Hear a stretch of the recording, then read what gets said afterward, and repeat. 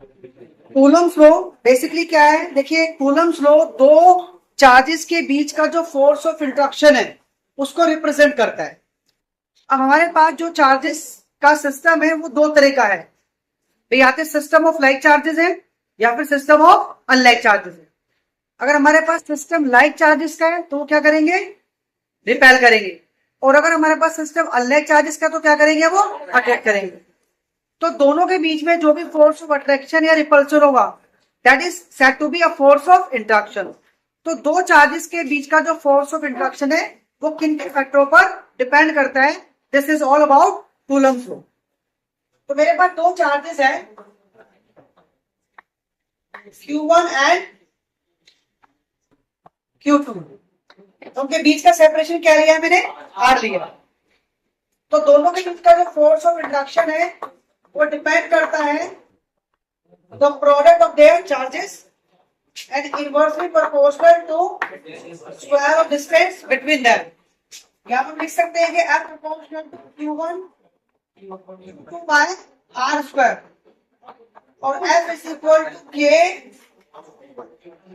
Q1 Q2 by R square. यहां पर जो K है उसे हम कहते हैं कूलम कांस्टेंट, और इस K की वैल्यू क्या होती है, K is equal to 1/4 pi E base M। K is equal to 1/4 pi E base M। यहाँ पर E बेस M हमारे पास क्या है, electric permittivity of medium. EM is called electric permittivity of the medium. देखिए charges के बीच का जो force of interaction है वो आपका वेरिएट करेगा कि चार्जेस को आपने किस मीडियम में प्लेस किया है, क्योंकि चार्जेस को आप प्लेस कर सकते हो एयर के अंदर, चार्जेस को आप एयर के अलावा किसी दूसरे मीडियम के अंदर भी प्लेस कर सकते हो। तो जिस किसी मीडियम में आपने चार्जेस को प्लेस किया है उस मीडियम में EM क्या है, electric permittivity of the medium.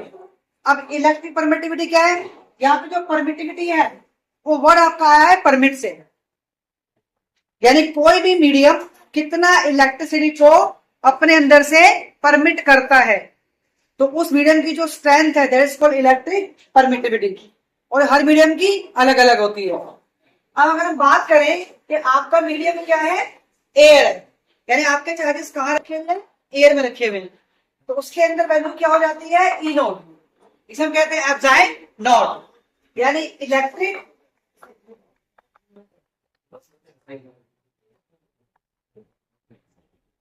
Permittivity of air, और इसकी वैल्यू क्या होती है 8.825 इंटू 10⁻⁻12। यूनिट क्या हो जाएगी,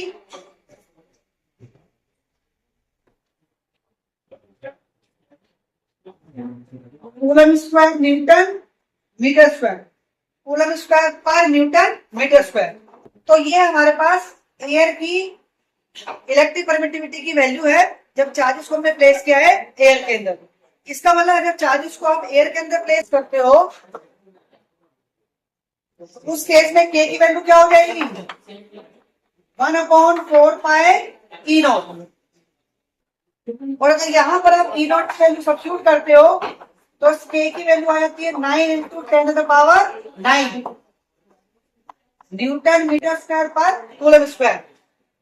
it means when the charges are placed in air उस केस में आपके पास F का फॉर्मूला बन जाता है 1/4 pi E naught Q1 Q2 by R square.